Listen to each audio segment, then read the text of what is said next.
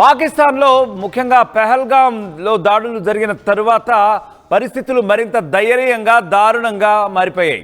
నిజానికి మాట్లాడాలంటే అక్కడ పరిస్థితి ఎలా తయారైపోయిందంటే అడుక్కు తినే పరిస్థితి. ఎగ్జాక్ట్లీ. ఎందుకంటే చాలా ధైర్యంగా మారిపోయింది అక్కడ ప్రజల పరిస్థితి కూడా. వాళ్ళ జీవన ప్రమాణాలు మరింతగా మందగించాయి. అలాగే కనీసం నిత్యావసర వస్తువులు కూడా ఆకాశాన్ని అంటడంతో, వాటి ధరలు కూడా ఆకాశాన్ని అంటడంతో అక్కడ నిజంగా అడుక్కు భిక్షాటన చేయాల్సిన పరిస్థితే కనిపిస్తూ ఉంది. ఎందుకంటే భారీగా పెరిగిపోయే నిత్యావసరాల ధరలు అక్కడ. పహల్గాం ఉగ్రదాడితో మే 2వ తేదీ నుంచి కూడా పాకిస్తాన్పై భారత్ బ్యాన్ విధించిన విషయం మనందరికీ కూడా తెలిసిందే. పాకిస్తాన్కు సింధు నీళ్లు ఫస్ట్ ఆపేశాం. ఆ ద్వారా మోడీ తీసుకున్నటువంటి ఈ సంచలనాత్మక నిర్ణయం ద్వారా చావు దెబ్బ కొట్టాం పాక్ని. ఆ తర్వాత భారత్ పోర్టుల్లో పాకిస్తాన్ నౌకలను కూడా నిషేధం విధించాం.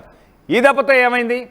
పాకిస్తాన్కి ఏ విధమైనటువంటి ఎగుమతులు కానీ అటువైపు నుంచి వాళ్ళకి కావలసినటువంటి నిత్యావసర సరుకులు అనుకోండి, ముఖ్యంగా భారత్ నుంచి వెళ్ళవలసినటువంటి కొన్ని కీలకమైనటువంటి ఆహార పదార్థాలు కూడా ఆపేస్తాం మనం. ఆ తర్వాత పాకిస్తాన్ ఎగుమతులు దిగుమతులపై ఇది తీవ్ర ప్రభావం చూపింది పహల్గాం దాడి అని చెప్పి కేవలం మనం కాదు, అక్కడి పత్రికలే దుమ్మెత్తిపోస్తున్నాయి. అక్కడి ప్రభుత్వాల తీరుపైన, ఇంకా పాకిస్తాన్ సైన్యం తీరుపైన, వాళ్ళ యొక్క వివిధ రకాలైనటువంటి తీవ్రవాద ఆలోచనలపైన కూడా అక్కడి ప్రజలే మొహాన ఉమ్మేసే పరిస్థితి అయితే వచ్చింది. కరెక్ట్గా ఆ విజువల్స్ మనం చూసినాం యాక్చువల్గా. ఎందుకంటే అక్కడ ప్రజాప్రతినిధులు కానివ్వండి, అక్కడ పత్రికలు కానివ్వండి, వీళ్ళే దుమ్మెత్తిపోసే పరిస్థితి అయితే వస్తుంది. అఫ్కోర్స్ పహల్గాం దాడి జరిగి దాదాపు 2 నెలల పైనే అవుతోంది.